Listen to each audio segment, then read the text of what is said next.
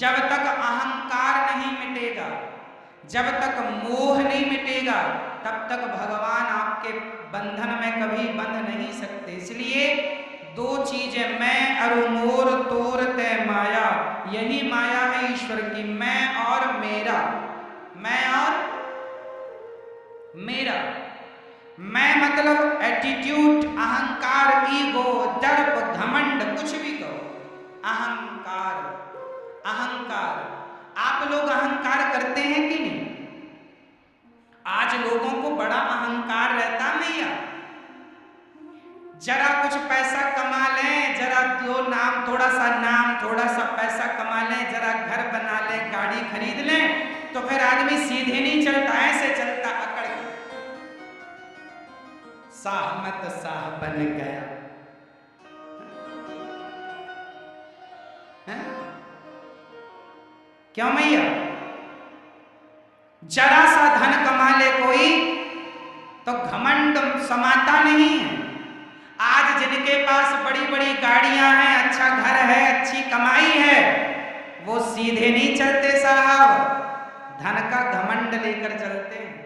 मैं आपसे यही प्रार्थना करूंगा कि भगवान करे आप करोड़पति बनो, भगवान करे आपके पास बड़े बड़े बंगले हों, बड़ी बड़ी गाड़ियां हों, खूब पैसा कमाओ, पर अहंकार कभी ना लाना। जिस दिन आएगा ये अहंकार, उसी दिन तुम्हारा विनाश हो जाएगा। रावण जैसों का अहंकार नहीं चला, रावण जैसों का अहंकार नहीं चला, जिनकी लंका सोने की थी, तो हमारा तुम्हारा घर तो माटी का। चलेगा अहंकार? इसलिए मेरी माता, भैया, दादाजी, अहंकार ना करो। कई लोग ऐसा, महाराज हमने ये किया, हमने वो किया, हमारा ये, हमारा वो, हमने अपने बच्चों के लिए ये बना दिया, घर बंगला, बेटियों का शादी किया, हमने ये किया।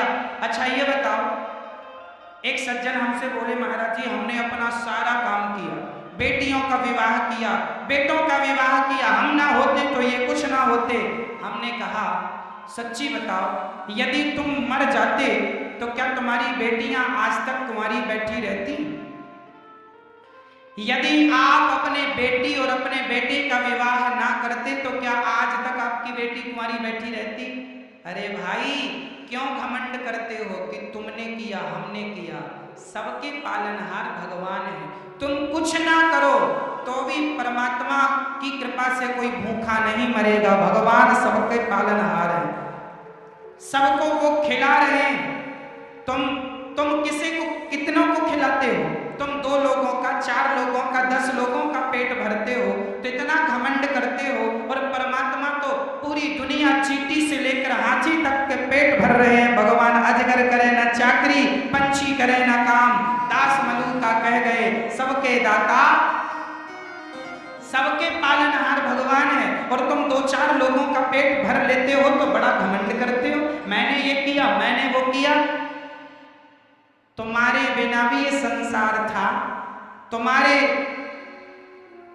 होने पर भी ये संसार है, और तुम्हारे ना होने पर भी ये संसार ज्यों की त्यों रहेगा। इसलिए घमंड ना करो, अहंकार ना करो। रावण जैसों का अहंकार ना चला, हमारा और आपका कितना चलेगा? और मैया आप लोग भी अहंकार करती हो। अच्छा ये बताओ, आप में से कितने लोग अपने खुद के घर में रहते हैं? हाथ उठा के बता दो। आप कितने लोग अपने खुद के घर में रहते हो? इतने लोग रहते हैं। तो जिस घर में आप रहते हैं वो आपका ही है, हाँ या ना? है तो अभी तो हाथ उठा रहे थे आप लोग।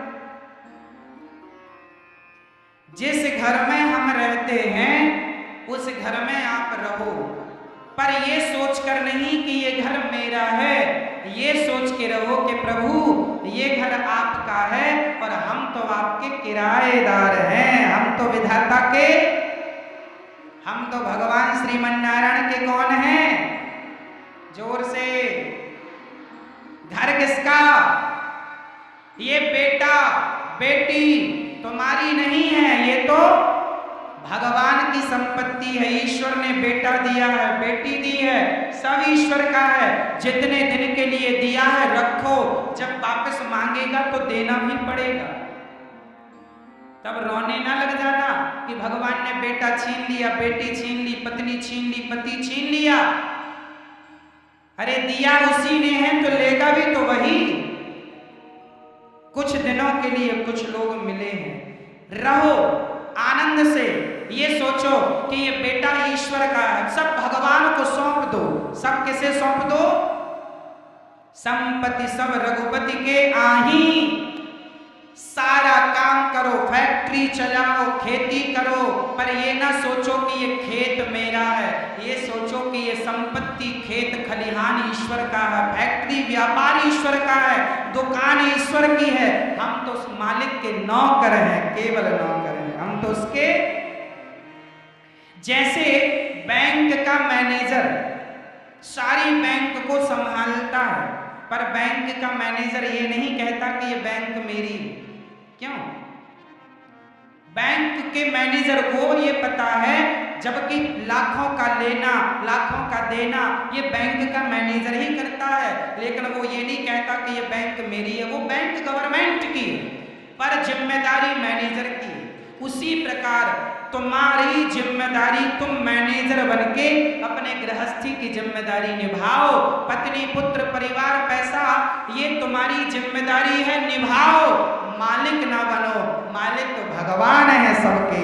ईश्वर ही तुम्हारी संपत्ति के मालिक हैं, पत्नी के, पुत्र के, परिवार के, तुम्हारी हर चीज पर, यहां तक कि तुम्हारे शरीर के हर अंग पर ईश्वर का अधिकार है। वो चाहें तो उठाओ अपनी एक उंगली, उठाओ, सब लोग ऐसे हाथ उठाओ, एक उंगली निकालो और इसको ऐसे ऐसे हिलाओ। सब लोग अपनी उंगली हिलाएंगे। चलिए अब बताइए, ये उंगली आपने हिलाई तो क्या आपने हिलाई? बोलो मेरी माँ।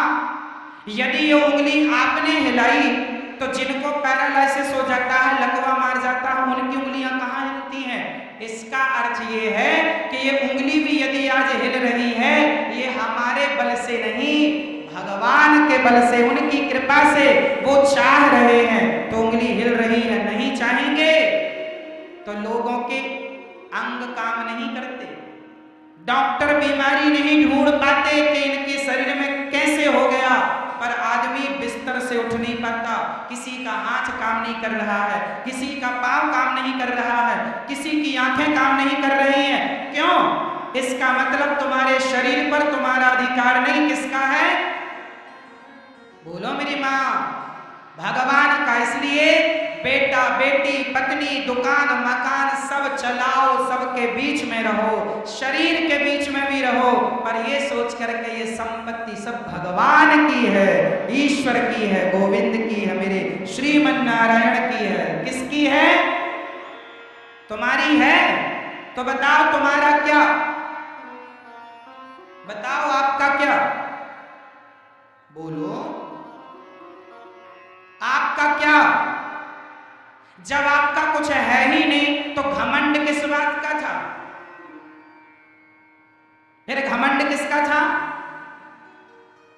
झूठे घमंड, जबरदस्ती का। मेरी मां, निकलो इस अहंकार की दुनिया से। हमारी असली औकात क्या है शायद ये आप लोग नहीं जानते। आज मैं आप लोगों की औकात बता दूं, बुरा तो नहीं मानोगे। छोटा मुंह बड़ी बातें हो जाएंगी, पर क्या करूं, बताना पड़ता है। आप लोग कहते हैं ना, ये मेरा, वो मेरा, हम ना होते तो ये ना होता, हम ना होते। अरे साहब जाओ जाओ, कितने आए तुम्हारे जैसे, कितने चले गए। ये संसार ना तुम चला रहे हो ना हम चला रहे हैं, ईश्वर चला रहे हैं। इसलिए हमारी असली औकात क्या है, आदमी को अपनी औकात नहीं भूलना चाहिए। यदि आप लोग भूल गए हो तो मैं आपकी असली औकात याद दिला देता हूं। शायद यही दिलाने आया हूं, याद दिलाने। सुनो हमारी औकात क्या। जब हम मरेंगे, ध्यान से सुनिएगा, जब हम मरेंगे तो हमारी चिता तैयार होगी और हमें चिता पर जला दिया जाएगा। तो जलने के बाद क्या बचेगा? मुट्ठी भर राख बचेगी। जो आदमी बड़ी बड़ी गाड़ियों में चलता था, बड़ा बड़ा घमंड करता था, बड़े बड़े महलों में रहता था, आज मुट्ठी भर राख बन गया कि नहीं? बोलो मेरी माँ, आप लोग एक दिन मुट्ठी भर राख बनोगी या नहीं? आप लोग बनेंगे कि नहीं? और एक दिन हमारी वो राख 25 रुपए के घड़े में आ जाएगी। हमने तो घड़े का रेट भी पूछ के रखा है। सबके रेट बढ़े, बेचारे घड़े का नहीं बढ़ा, वो 25 रुपए का ही है। और एक दिन हमारी और तुम्हारी राख 25 रुपए के घड़े में आ जाएगी और लोग कहेंगे अस्थियां जा रही। जो आदमी बड़ी बड़ी गाड़ियों में चलते, बड़ा बड़ा अहंकार करते, आज 25 रुपए के घड़े में आ गए कि नहीं? अब कहां गया तुम्हारा अहंकार? कहां गया तुम्हारा नाम, इज्जत कहां गई? तुम और हम आज का अनिरुद्धाचार्य एक ना एक दिन हम भी 25 रुपए 50 रुपए के घड़े में आ जाएंगे साहब। इसलिए अपने घर के सामने घड़ा टांग लो, आते जाते देखते रहना कि एक दिन इसमें समाना है। फिर घमंड किस बात का करें, अहंकार किस बात का करें? ऐसा क्या है हमारे पास जिसका हम अहंकार करें? आपके पास क्या है बताओ? आप लोगों की राख आएगी कि नहीं घड़े में? किस किस की आएगी? सबकी आएगी। तो घमंड नहीं करना, अहंकार नहीं, सादगी से जीवन जीना है। जो है सब भगवान का है। तुम भगवान के चरणों में समर्पण कर दो, प्रभु सब कुछ आपका है। बोलो हे नाथ, सब आपका है। ये शरीर आपका, ये पुत्र आपका, परिवार आपका, सब कुछ आपका है प्रभु। बस एक आप हैं जो मेरे हैं, मेरे तो गिरधर गोपाल, दूसरों ना कोई, सब भगवान का है। भगवान मेरे, सब भगवान का है, बट भगवान। आप बताइए, आप में से किस किस का अहंकार अभी बना हुआ है? अभी अहंकार करोगे?